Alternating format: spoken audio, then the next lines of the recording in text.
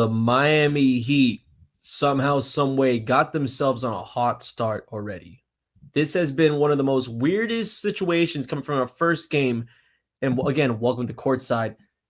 Miami Heat on a 3-game winning streak to open up the year after losing against Orlando Magic in horrible fashion. We're going to talk a little bit about that, breaking down. I got Jonka Don't Stop with me coming into this podcast. Overreactions about Wemby in the MVP race. Is it potentially a possibility? Before year 4, we got a Wemby MVP. Talk about that, what's going on in Philadelphia. Maxey, VJ Edgecombe, been beating the drum about this rookie class. It's one of the best rookie classes, I think, in NBA history. Maybe overreacting. Again, week 1 through the NBA, all that and more right now on Courtside tonight.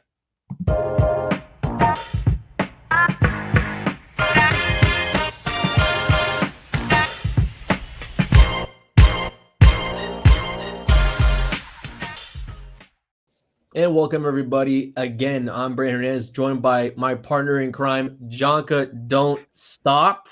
Yo. Jonka, I mean, let's get off on the hot note here. No pun intended. You don't really watch a lot of Heat basketball because of the disappointments, but this is a fun team to watch now, man. I'm not going to lie. People have been telling me to get on it, bro. The Heat have been really fun. I've been looking at the scorecards, and I like what I'm seeing. I like the offense, the way it's running. Everybody's getting some touches. Everybody's getting the ball. No ISO. And Bam, I don't know if you heard the last show I was on. Yep. And I went at him for kind of like being a no-show that first game. But I'm liking what I'm seeing. Maybe they can turn it around. Maybe they can turn me around. But I just need to see it like beat a really good team first.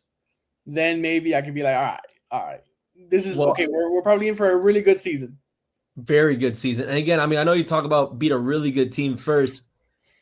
We weren't able to get on for Sunday. Unfortunately, some things happened with schedule conflict. But I do have to let you guys know, Sunday, one of the better teams in the Eastern Conference, the New York Knicks, the Heat season opener at home in Miami, winning 115-107 over New York. We're going to talk about that game just a little bit, as well as the other two. I mean, the one before that, Heat over Grizzlies on the road, 146-114. Miami on top of the Hornets last night, 144-117.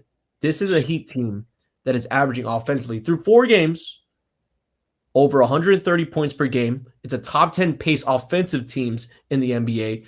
And there's a lot of pieces that I feel like have meshed so easily. Fentecchio, I don't know how from the Duncan Robinson trade that we won that trade, but he's been getting good minutes. Yeah, of course, no matter what. But I really do look at this game, and when I mean this, I mean specifically these last 3 games, rather. Fontecchio has been like a breath of air, a spark of air. When you look at the Miami Heat last year, where you have Duncan Robinson throwing things up, Kyle Anderson kind of just moping around, you weren't getting much off the wings, but I like what Fontecchio's doing. It doesn't really put Jovic in a situation where, like, hey, let's see if this guy can use his hands on ball. This guy is able to do his work on the wing, able to score in bunches. And best part about that, you have other players falling in pursuit behind him. Pelle Larsson, his first ever career start, had 17 points. And this was a guy that was playing in Italy for international tournaments throughout the summer. So now we're finally seeing that in full force. Haven't seen much of Andrew Wiggins. Sure, whatever. But, Jocko, what this team tells me for these last 3 results, it has been high-octane offense, and it's like run and gun. No Norman Powell, who was injured in their last game against Charlotte, and no Tyler Hero till December, maybe even past the All-Star break. Yeah, man. I might listen before I even go on. Before I even say anything, I might even convince myself to start watching Heat basketball. The more I talk, because you brought up like Kyle Anderson and Duncan Robinson, and then also we had like a sophomore slump, Jaime Jaquez, and then we also had Kevin Love, who basically was like he didn't do much. Like, he was the vocal leader of the team. And if you guys don't know my position on it, it's BS. If you're not on the court scoring points or defending, you're useless to me. I don't care how much of a leader you are on the bench. But yeah, bro. I think just I'm gonna I don't want to do this, but I do want to do this. But I'm gonna have to give credit to Eric Spoelstra. If you guys don't know, I like what I'm seeing though.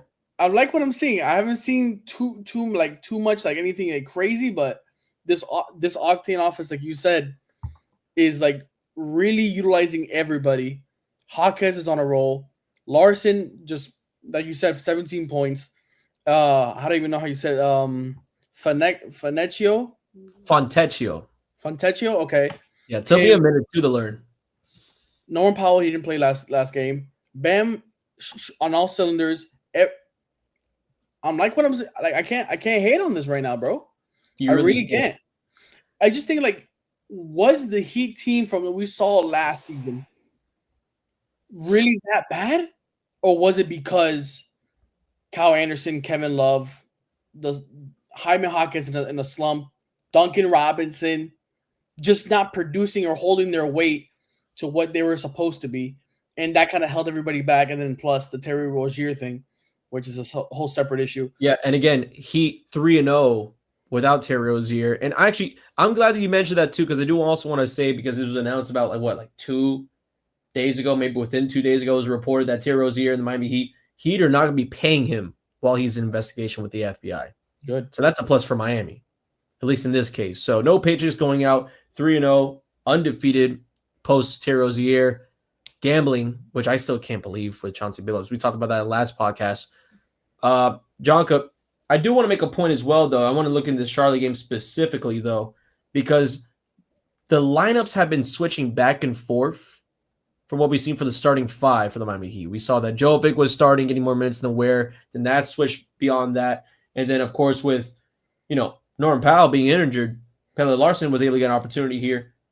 As I said previously, 17 points, 5 rebounds, 3 assists in their victory over Charlotte. A game where a lot of people just blinked at the score.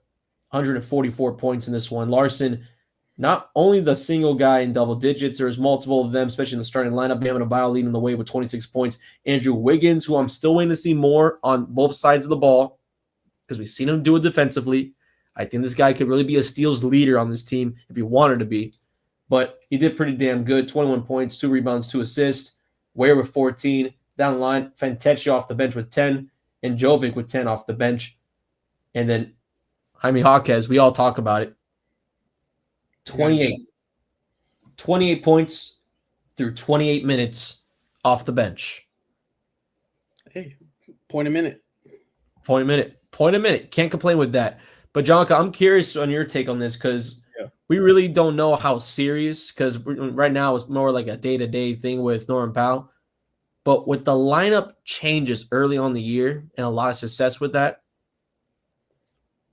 would you like to see this starting 5, what we saw in Charlotte? Would Pele Larson be more active in the starting lineup game to game and then just have that secondary rotation of Jaime coming off the bench with Jovic coming off the bench? Do you think that'll be productive for the Heat? Because obviously it's working at this point. I don't know how long-term will look like, but I don't know if Jaime wants to be starting. I might be in a different mindset. I'm probably more like thinking ahead than what I am thinking now, because I just think the Heat have plenty of people to go around and like input role players. The Heat are the kings of the NBA and role players. We all know that. Yeah. So they're gonna plug somebody in wherever they can. Now this is my thing.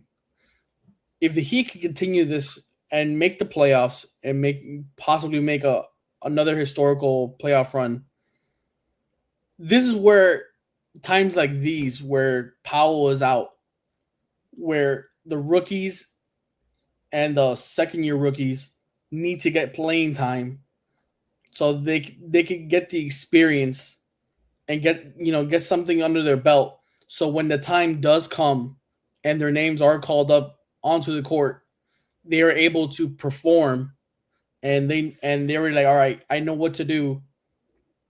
It's not like my first time showing up in the playoffs, and then you drop an egg. So that's where I am right now. I would honestly just put Pele Larson, Fontecchio, or whoever else you need to put in as a young guy. Give him the minutes now.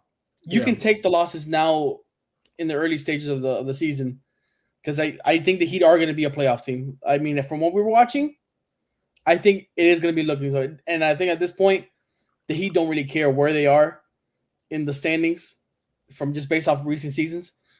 So just start Pele Larson, start whoever it is, get everybody healthy, let the other players on the bench get the experience, so you have a deeper roster, which is we've had struggles with in recent memory. Please, if you're listening, let them get the experience and then watch how this team gets so much better. You don't have to play all these starters so many minutes. You can count on the other players to come in for you and do the job. Yeah, it's true. It's true. And Jonka, on top of your point too, as well, because this is a team I thought from last year, because I know you're trying to talk about last year's team with the Kyle Anderson and the talent specifically with Duncan Robinson. I thought really chemistry after the Jimmy Butler drama really sunk the team's chances in the second half of the year. This is a team that has rebranded themselves a whole summer. Okay, hey, let's clear our minds out. And now we have these young guys where, Hawkeye is coming out of a sophomore slump on fire. So I like the idea, though. I like the idea. Let the guys get a little experience. Let's figure it out. But this is definitely looking like a playoff team. Now, I will say, because of that idea and knowing that at some point Hero is going to come back on this team,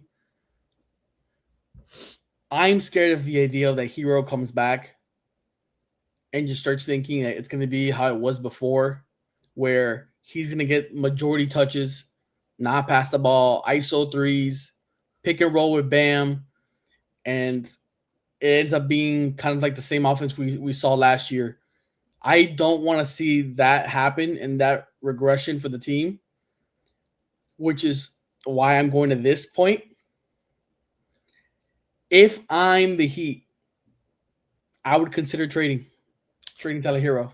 Why would okay? So no, but listen.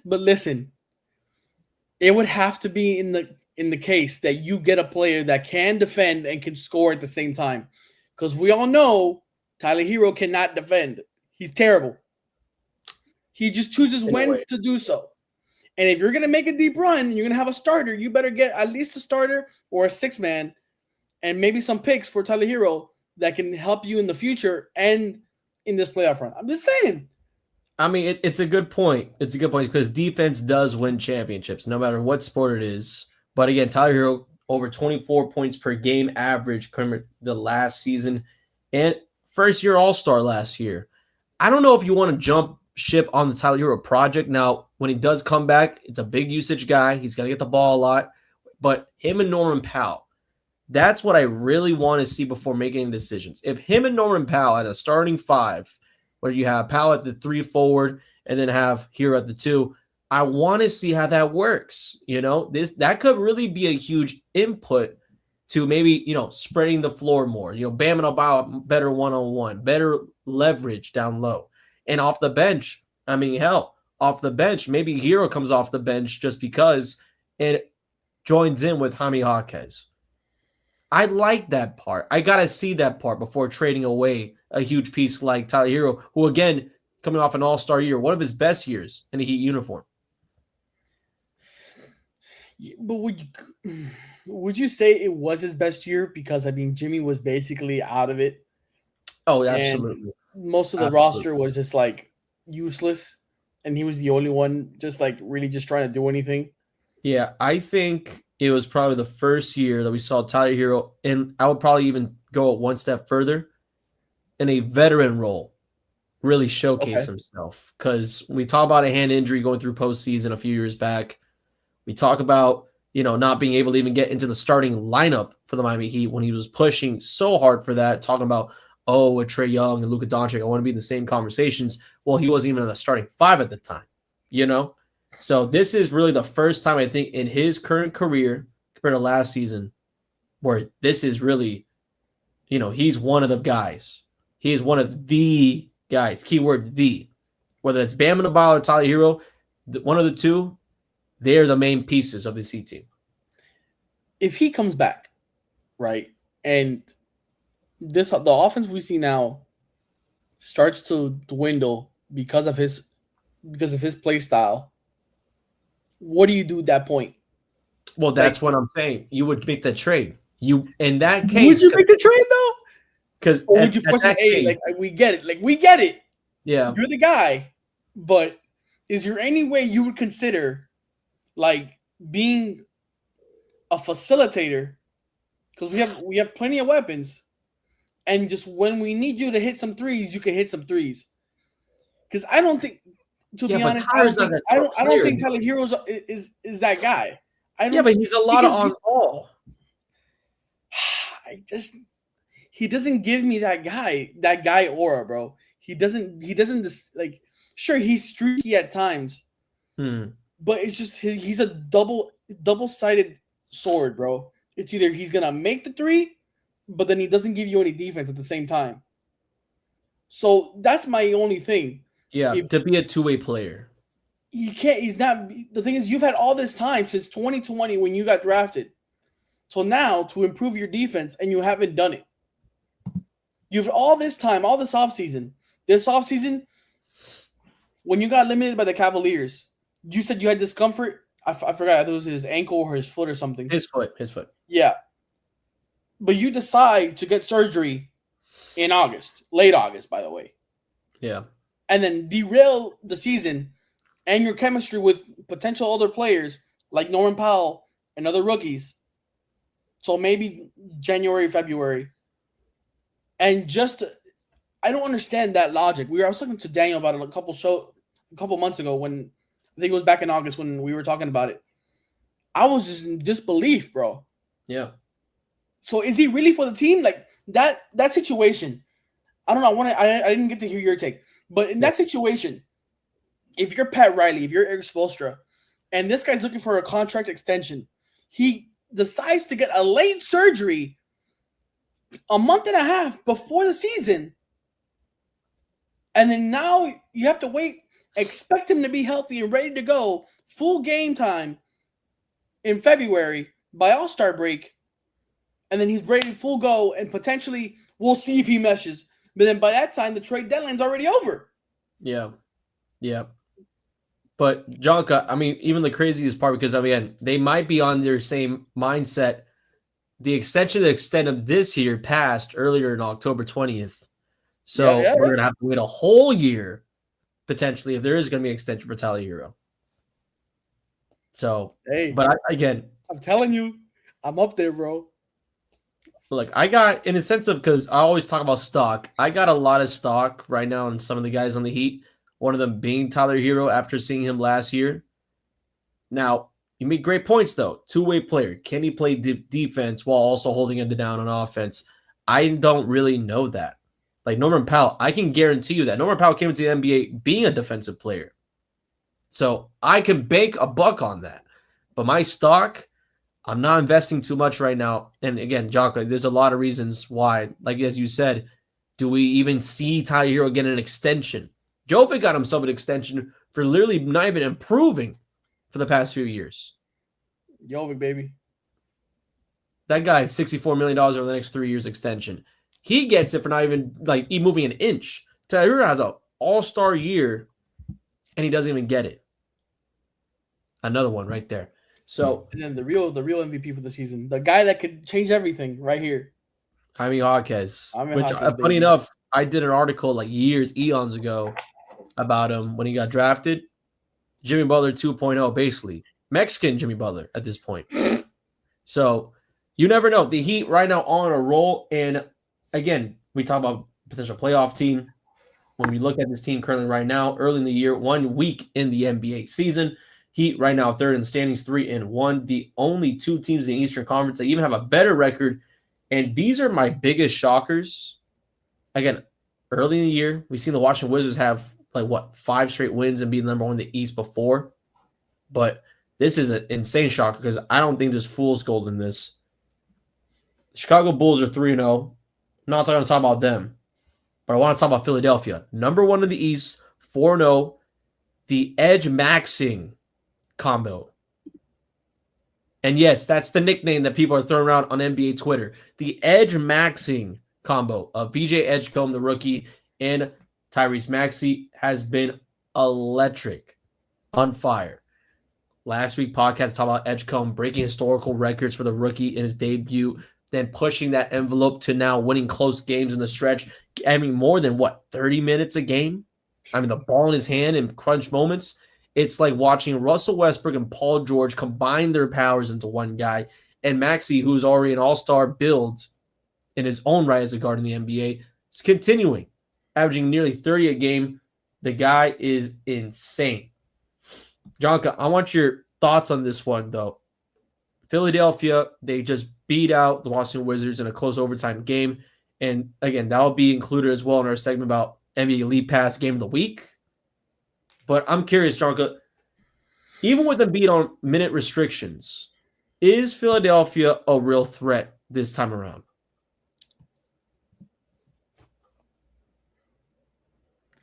Man, it's a hard one. I know. That question gives such an awkward silence. Yeah, because it's like because it's so weird. That question just depends on, do we finally trust Embiid to really take that next step with this team and stop complaining and stop getting injured? I don't know. I really don't know. That this is my logic, because I just feel like if Embiid's going to continue being a hindrance on this team and complaining and injuries and kind of like I don't know, being really selfish in a way. Yeah. Again, I'm just floating around potential trade candidate. You said Joel Embiid? I think so. I think it's time. The project is over. Right. Wow. I would move forward with Maxey and Edgecombe, and I think they still have Tobias Harris, if I'm correct. Actually, I don't believe so. But funny enough, they still have Paul George. Which another thing. I mean, hell, this might even be a better topic. Would you shop? Because I'll go first on this. Shopping Paul George and Joel Embiid, I would say yes. I would say yes. I like the idea of going with this edge maxing combo of Edgecombe as well as Tyrese Maxey. I like the idea that you go out of your way, get your first round draft picks, you push that envelope like we're going for the future. We're going for the future. Because Embiid's entire injuries, I mean, on his knee alone, it's like a turkey leg down there. Like the guy is like barely walking around, 20-minute restrictions. But of course, Embiid has told me in the past that he's frustrated about, doesn't want to be a minute restriction anymore. Like any player in the NBA, especially that former MVP in this case, he wants to be on the floor during the crunch times, during the big moments. But his injuries have pushed him to the side. And Paul George, can he start in the NBA today on some of these teams? I don't think so. Last guy of his 2010 draft class. I don't believe so. I'm looking here on ESPN. Paul George is making $51.6 million on the Sixers. Embiid is making 55. Everyone else is in the single digits for millions annually. That is besides besides VJ Edgecombe with 11. That's disgusting. I'm trading Joel Embiid and Paul George, and I'm running the point with Maxey, VJ Edgecombe, and then Jared McCain. And then you run whoever else you need to do, Quinn Grimes, I guess, and then any other center you have, Andre Drummond. There you go. There's your new lineup. And then maybe the next draft you get a center that can be, you can build around. It's just, I don't know, man. It's just like, it just feels like the two guys that could make a difference on this team could also be the curse for the team. True. Another reason, double-edged sword. Every team so far we have questions about is a double-edged sword. Yeah, I know, man. I know, because and again, I know we're just talking about Philadelphia at this point, but and going down the Eastern Conference, it's like, do you believe that Giannis is going to stay a Buck? Do you believe the Milwaukee Bucks are a real thing? Do you believe the Knicks are a real thing, even though they don't finish games early on this year? I mean, hell, let's even take it a step further here for the Heat, what we were talking about previously. Do we believe the Heat is going to be hot throughout the entire season with players who are, again, as we mentioned before, role players? So there's a lot of things going on in the Eastern Conference very early on in the conference.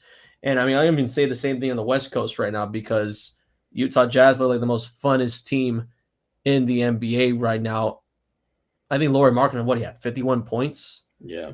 And the crazy stat, I actually found this to be true, Jonka. To the first week of the NBA, there's been 14 to 16 individual players that have scored 40 or more points in a game. That is the first and probably the only time that's happened in the last 30 years and the most that's ever happened in individuals since 1979, 1980.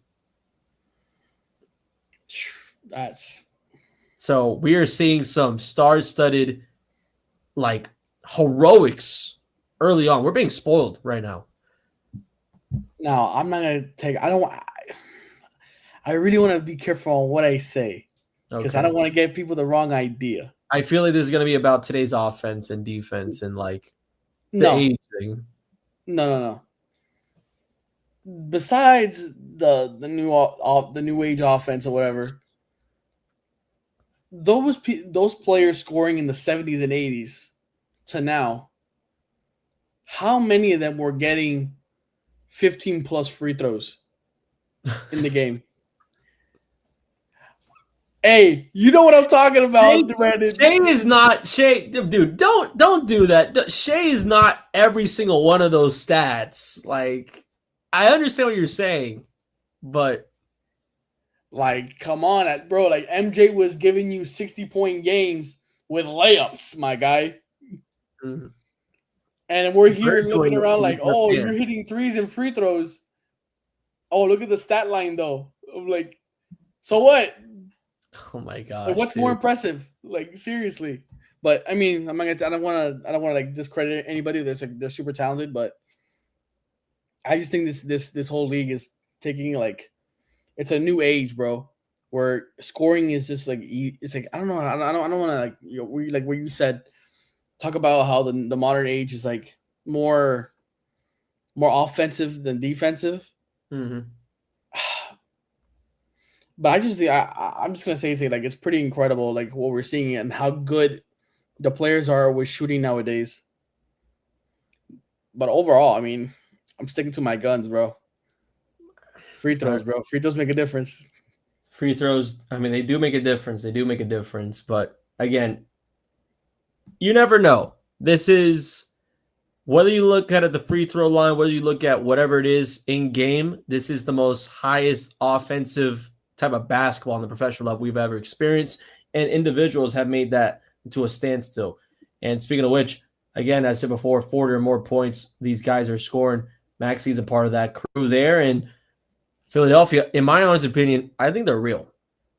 Now, I like the idea of trading away Paul George, Embiid. But Embiid himself, the other day, he had a pretty decent showing, and they haven't really gone against major talent in the Eastern Conference.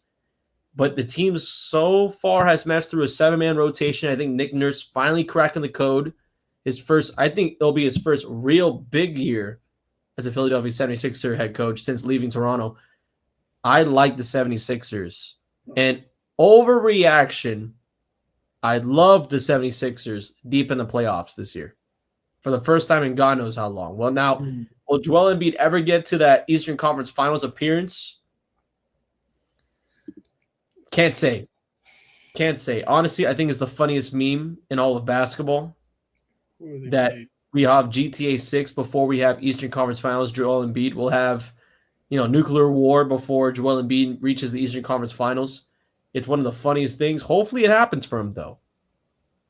I'm looking at the Sixers schedule.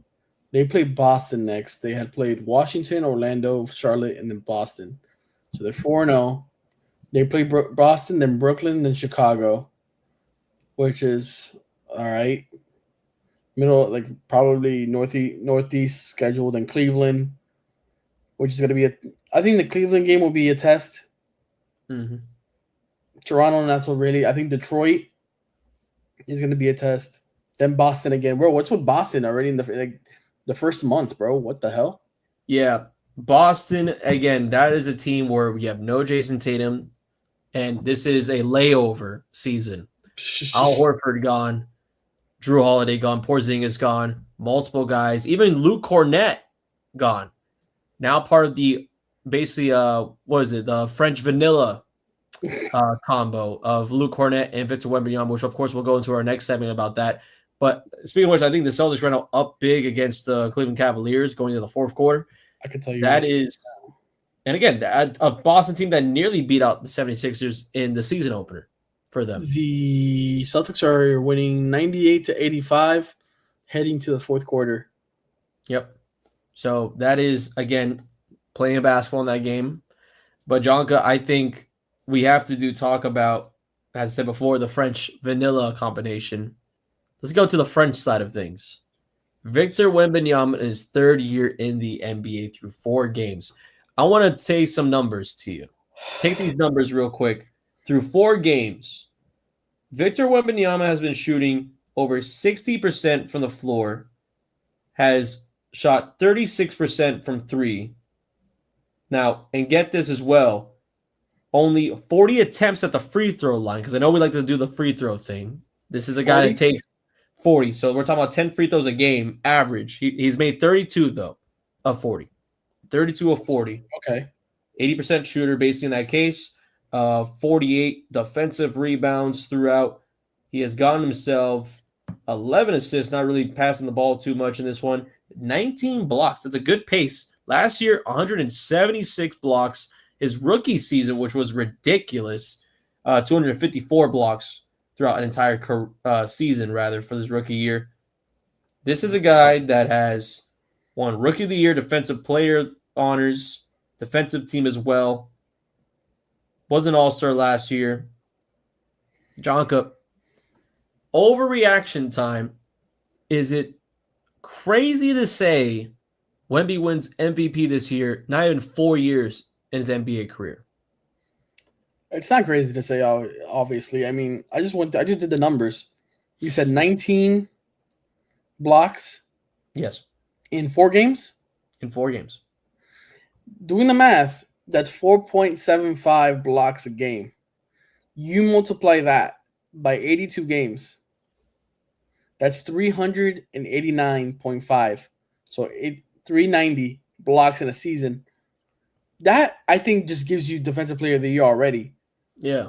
And I think that adds on even to your MVP case. And you're the best player on the team. And the Spurs are looking like a great team right now with plenty of young talent. I mean, I wouldn't say, I don't know who would say no to that. Like, he clearly looks like the number 1 player right now in the NBA. Yeah. And I would even say by far. I would say by far. I know Shai Gilgeous-Alexander opened up the year with back-to-back 40-point games. I think so. And this is right now Victor Wembanyama, 31 points average throughout this season.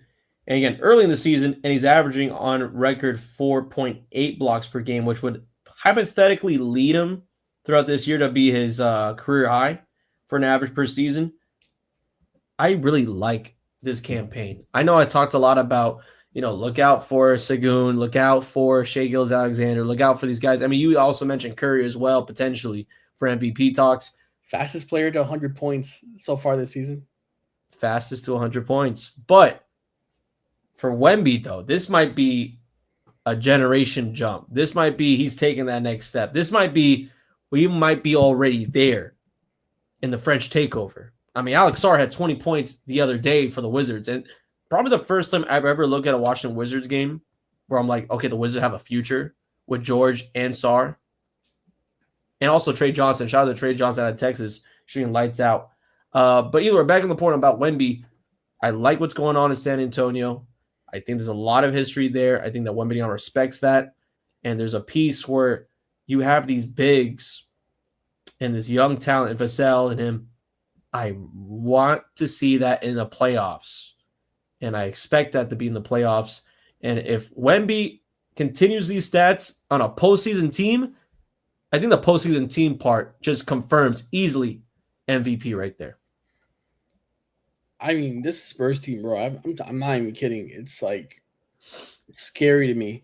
And I think I saw something today that apparently the Spurs have, like, I think a number 2 or number 3 pick this coming draft. Excuse me? Like I had to do like a double take on that because I was just like in disbelief. Like, bro, what more do these guys need, bro? So they could get Cameron Boozer from Duke, who's been going crazy so far this year. Yeah, open up the year with a 30-pointer. Like, bro, and then I think another 30 pointer the next game. I'm like, excuse me? yeah. Where has this come from? Like when is it when has college basketball players all of a sudden scoring 30 points on a consistent basis? Hey, we've seen again. There's generational talent out there. I know they got a kid out of BYU, a Boston native, and then of course, obviously Cameron. Is it AOB Sansu something? Yeah, I honestly, AU. I'll probably leave it at that. I'm not gonna butcher that last name. Yeah, Kid's too good. Kid's too good to butcher our last name there. And speaking of which, college basketball actually is coming up pretty soon. I mean, I know that for the Florida Gators, we got a matchup against Arizona coming up. The Hurricanes, they look pretty decent. We'll probably talk about that next week, most likely, if anything. Can't wait. I've been waiting too long. Same. I mean, honestly, new again, head coach. It's like, sorry, Larinaga, we miss you, but I don't know. I'm excited. It's new players. Everybody decided to leave. Cowards. But so we got new team. We got the assistant coach from Duke. If you guys don't know, Jai Lucas. He's been recruiting like a madman. Apparently, we're favorites to land one of the top recruits. I forgot what his name is. Sorry for that. I'll probably talk about it next week if I'm on the show. Yep. But overall, yeah, I think we're all excited for college basketball to be back. I will be dialed in this year just because of the new faces around the court, and yeah, I'm actually kind of excited. Yeah, and again, a much better, and honestly, a much better Miami Hurricane squad. I would say basketball next year or this year rather. But I do want to go into our last subject here of the day, which of course we'll do every single week. The NBA League Pass Sickos Game of the Week. Mm-hmm. Now, for those who are unfamiliar, obviously this Courtside is part of the Plug Talk Sports family, which again, you'll be able to see Plug Talk Sports and all the different platforms. NBA League Pass Game of the Week. We're going through the Sickos' mind. What is the best game that's not on national television? What's not on your streaming platforms? What is a game that you have to go out of your way for? And believe it or not, because I mean, we talked about a little bit Alex Sarr getting 20 points, 76ers looking like they're back. How about the overtime victory for Philadelphia against Washington the other night? That's my Sickos NBA League Pass Game of the Week, 139-134, a game that was nearly down to the wire. Wizards had a chance to win it in regulation, missed on basically a free shot, not too badly contested. And somehow, some way, through overtime, this was a game that included what? Let's see the numbers just off the bat here. I got you. If you can pull it up. But I'm going to go quickly through it for the Philadelphia side of things. Joel Embiid, 25 points. Tyrese Maxey, 39. 39. Again, one of those guys who has been scoring in bunches early on this year. VJ Edgecombe with 14. Not his best showcase through 40 minutes of play, but then again, a rookie, right? Kelly Oubre with a double-double, 17 points, 11 rebounds. And off the bench, Quentin Grimes with 23 points. Showcase and the future in Washington, I honestly do a loss. And Chris Middleton probably should have never made that throw in overtime. Basically an inbound play from the baseline over his head, threw it up into basically a Philadelphia 76ers hands easily. That was the weirdest inbound play I've ever seen in my life. But despite that, Middleton with a double-double, 13 and 10, 20 and 9 for George. And baby. Sarr, talk about 20 points. How about 31? 31 points, 11 rebounds. This game was electric. We had more than, 8 players in the Washington Wizards scored double-digit points in this game. That's my game, NBA Sickos, NBA League Pass Game of the Week. That's what I would think.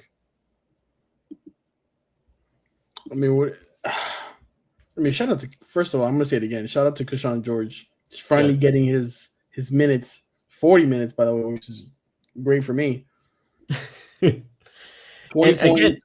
Look at that. Second highest scoring on the team. You gotta give credit to credit is due. I don't know why Cam Whitmore isn't getting more minutes. Yeah, that's been a And the weird one same ever thing since he got for to Houston. It's Grimes.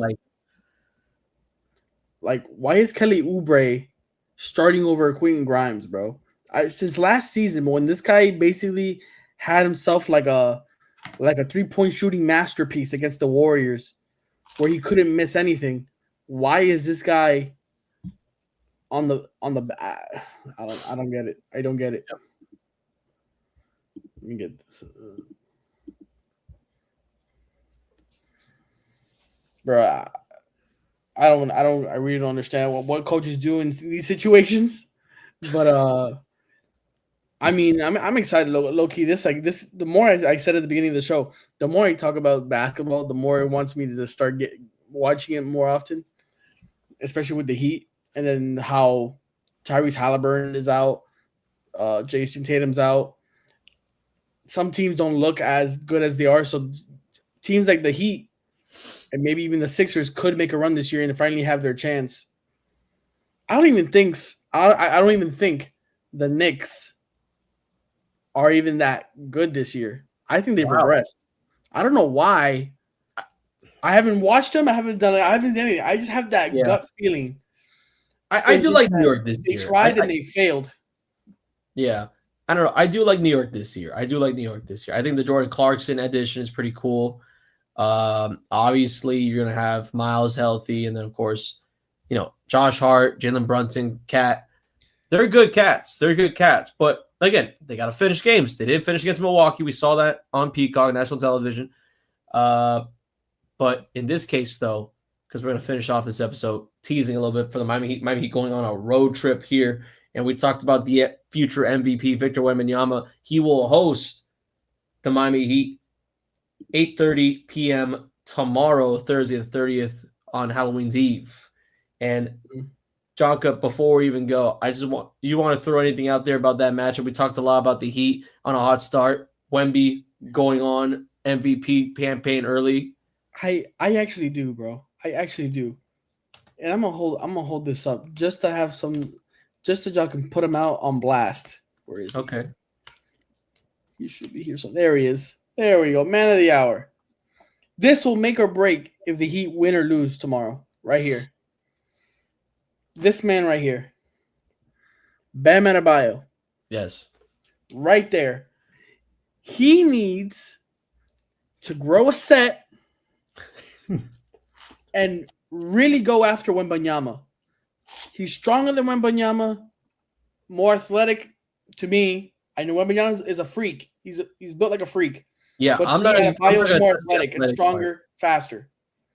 Adebayo should have no problem besides trying to like block him in like dunk situations or something like that. But overall, you have the weight advantage on him.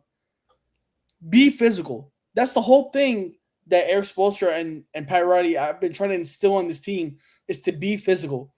And Bam Adebayo, whenever it comes to these physical matchups against Jokic, Embiid, even like sometimes Aiden or Drummond, he kind of backs off and becomes a bit too soft and passive, which basically gives the other team kind of like easy scores and easy buckets and kind of hinders their team from winning the game. This is a game that we need to see how actually, like, if he is worth the money that he so-called demands. This is where it's going to be, bro. I'm telling you this right now. If he doesn't show me something tomorrow, I will be watching. You know what? I'm going to say right now, I'll be watching that game besides the Dolphins and Ravens game. Okay. I will be watching this game. You bet your butt I will be on this show next week if Bam Adebayo does not show me something against Wembanyama, bro. I'm telling you this right now. We'll clip it and post it on YouTube. Clip that right now on our socials. Bam Adebayo, big matchup. And who knows, maybe the French vanilla combo is going to come and play with Luke Cornett and Victor Wembanyama down low. Jeez. Jovic, baby. Jovic. Put him in. So big matchup for the Heat tomorrow night, 8:30 on FanDuel Sports Network. You'll probably be able to catch that there. Again, 8:30 on the road. The Heat will not be close to even the state of Florida in a long time until, I believe, November 7th. But besides that, that'll do it for our episode tonight for Courtside. We want to thank you again for joining in every single Wednesday, 8:30, and some Sundays as well, if you have an availability for that one, if there's a major game or anything specific. But besides that, don't forget as well, Jonka, you have your own for the plugs going in to that of betting. Yeah, I run my show on Fridays at 9 p.m. Eastern. I do. It's called Plug Picks, where I go on Plug Pick, Price Picks, and I do a six player prop, and I just take my thought process on certain options. I like have fun with it. I have a color wheel with different criteria and stuff, different players, different teams, or different ways to bet. Just have fun with it. I put up $5 on my own money, and we make, and you guys, the audience, helps me. If you make suggestions or whatever, we like to have fun out there. And then if the parlay hits, all the money goes to Plug Talk Sports to improve equipment, help the guys with traveling or whatever to go to games and stuff, to help the organization out. So if you guys like to have fun with me, go and meet me on Fridays at 9 p.m. on here or whatever, wherever you get your Plug Talk Sports media. And trust me, it's going to be a lot of fun. It's always a lot of fun with you guys here watching me. So yeah, so shout out. And again, his own money. My own money. So definitely don't forget about that, and also our other podcasts. So you see up on the slate right there. Our main one on Mondays at 10 p.m. But again, that's going to do it here for Courtside specifically. We'll see you guys next Wednesday, 8:30. See you then.